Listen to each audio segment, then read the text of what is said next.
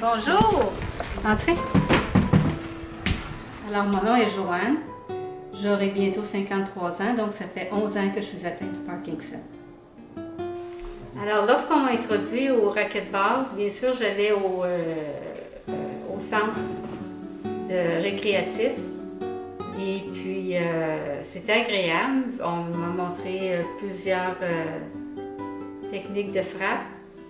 Mais je ne suis pas une personne qui aime jouer compétitif. Et puis dans mon horaire, j'avais de la misère à introduire ça, de prendre ce temps-là pour moi, me déplacer en voiture, me rendre là-bas, puis revenir. J'ai commencé à frapper dans ma cuisine. J'avais un petit endroit dans ma cuisine pour frapper la balle. Et puis là, à ce moment-là, on a décidé de finir le sous-sol, pour avoir un plus grand mur pour pouvoir le faire sans avoir à déplacer plusieurs choses avant que je fasse cette activité-là. Alors, j'ai été introduite au racquetball par une autre personne qui a le Parkinson, qui m'en donnait les bénéfices. Et puis, je me suis rendu compte que c'était un vraiment bon médium. J'ai beaucoup de raideur et beaucoup de torsion dans mon corps. Et je me suis rendu compte que parce qu'on focus sur la balle, notre cerveau, c'est comme si il pense par lui-même, on n'a pas besoin de lui demander le chemin de quoi faire.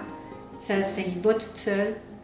Puis, plus on frappe la balle, plus on se rend compte qu'on acquiert de la vitesse.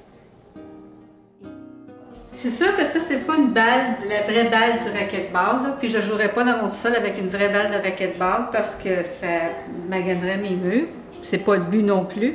Alors ça, c'est une petite balle qui a été prise au magasin du dollar. Et puis elle est molle, mais elle est quand même assez ferme. C'est pas toutes les balles molles, là, mais celle-là, elle est vraiment parfaite. Il faut en essayer plusieurs. Elle n'est pas pesante.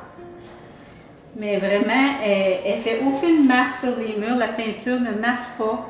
Alors, c'est ça qui est vraiment formidable. Alors, j'allais au centre pour jouer, mais la plupart des gens qui allaient jouer, c'était des hommes, puis c'est plus compétitif.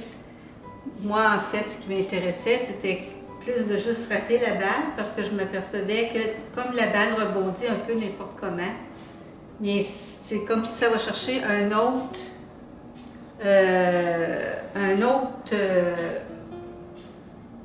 région dans ton cerveau que tu ne penses pas automatique quand tu bouges.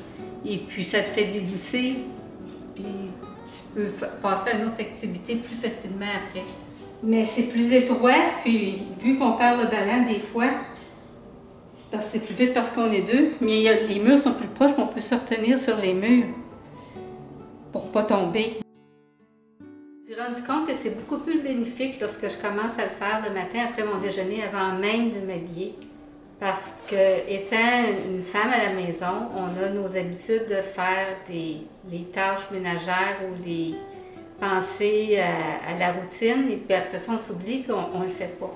Alors, après déjeuner, même en pyjama, on va se faire un peu de raquettes en bas, puis ça l'aide vraiment beaucoup. Après ça, je peux m'engendrer pour faire de la danse aérobique qui est rythmée.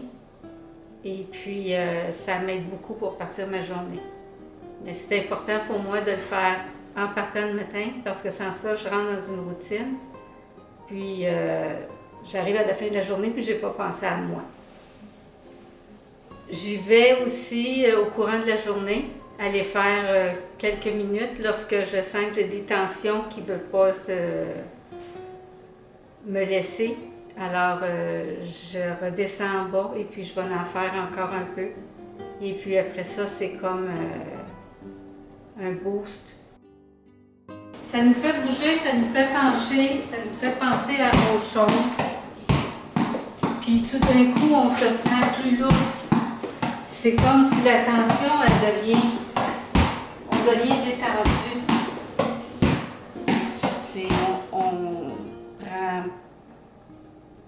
possession de notre corps, on fait tasser de côté ce Parkinson-là.